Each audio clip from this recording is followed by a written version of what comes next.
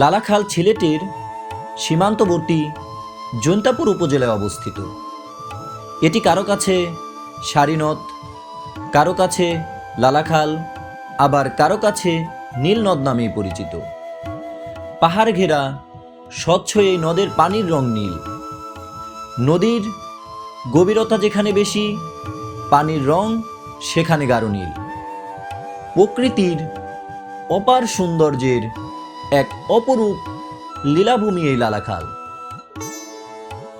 নীল পানি আর প্রকৃতির সঙ্গে মিশে যাওয়া এখানকার মানুষের জীবনযাত্রাও চোখে পড়ার মতো। প্রিয় দর্শকবৃন্দু, আসসালামু আলাইকুম।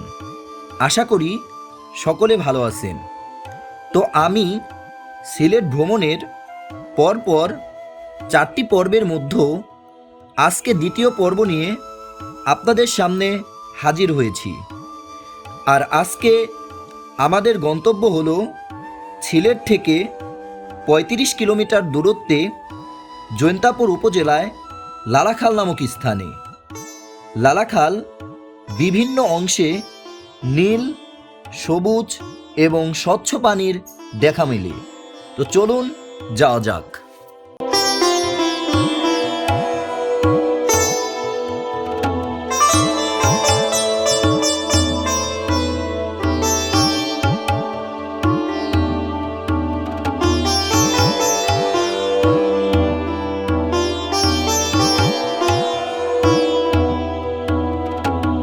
আমরা আমাদের সিলেট হোটেল থেকে টানা 2.5 ঘন্টা জার্নির পর অবশেষে আমাদের গন্তব্যে পৌঁছালাম।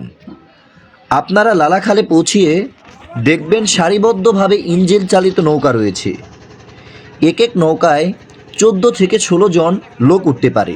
আমাদের টিমে যেহেতু 45 জন লোক ছিলাম, তাই আমরা 3টি নৌকা ভাড়া করেছি। লালাখালের প্রধান সৌন্দর্য হলো এই নদী থেকে প্রবাহিত বিভিন্ন বিচিত্রের পানির রং। এই পানির রং কোথাও নীল, কোথাও সবুজ বা কোথাও স্বচ্ছ। এই নদীতে ভ্রমণ করার সময় আপনি কিছুক্ষণের জন্য হলেও প্রকৃতির মাঝে মিশে যেতে বাধ্য হবেন।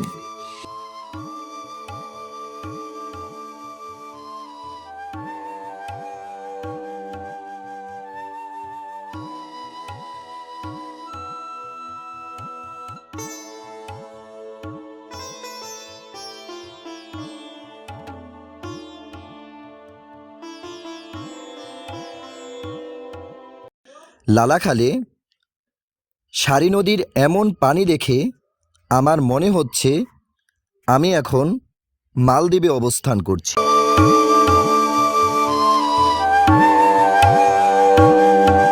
লালাখাল নদী ভারতের চেরাপুঞ্জি পাহাড় থেকে উৎপন্ন হয়ে বাংলাদেশে প্রবেশ করেছে। নদী, পাহাড়ি বন, চা বাগান এবং নানা প্রজাতির বৃক্ষরাজি লালাখালের ভূপ্রকৃতিকে দিয়েছে অনন্য বৈশিষ্ট্য। ভরা পূর্ণিমায় জ্যোৎস্না ধোয়া নদী কিংবা মেঘ পাহাড় আর নদীর মিতালি দেখতে আপনাকে লালাখালে ঘুরে আসতে হবে। বর্ষাকালে লালাখালের পানি খুব ঘোলা থাকে, তাই নভেম্বর থেকে মার্চ অর্থাৎ শীতকাল হচ্ছে লালাখালের ভ্রমণের উপযুক্ত সময়। আর লালাখালে যেহেতু সন্ধ্যার পর নদীতে নৌকা থাকে না, তাই সন্ধ্যার মধ্যে ফিরে যাওয়া উত্তম।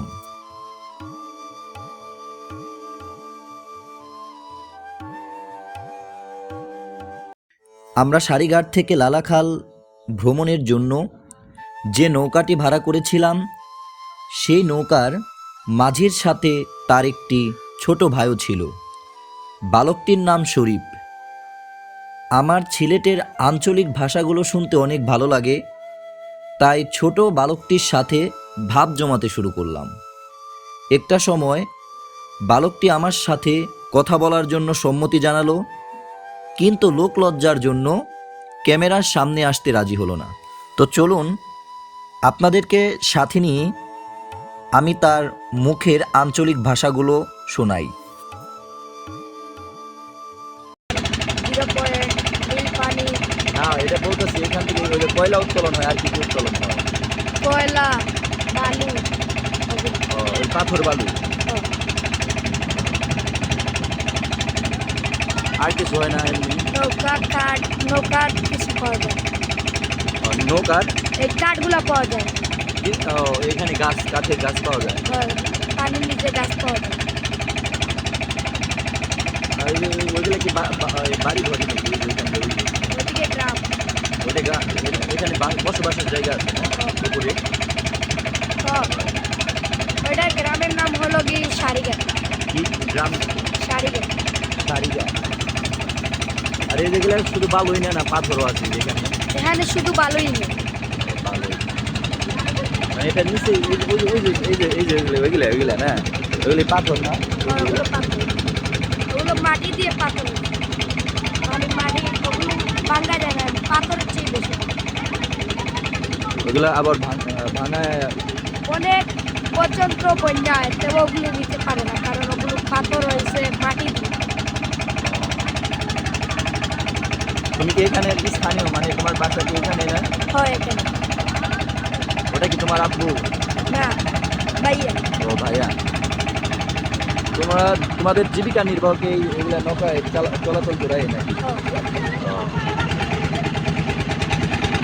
এখানে যাতায়াতে পার পিস মানুষ কত নেয়, মানে মানুষ প্রতি? এই সারিঘাট থেকে লালাকাল হ্যাঁ 1650।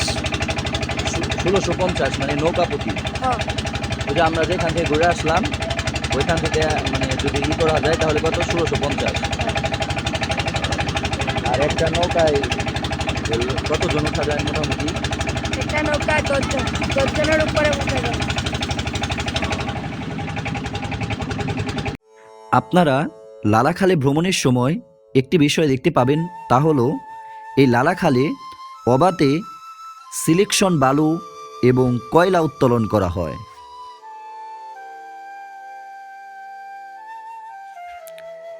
প্রিয় দর্শকবৃন্দ, আজকের ভিডিও এই পর্যন্তই, এবং ভিডিওর প্রথম থেকে শেষ পর্যন্ত যারা আমার সাথে ছিলেন প্রত্যেকেই মনের অন্তঃস্থল থেকে ভালোবাসা।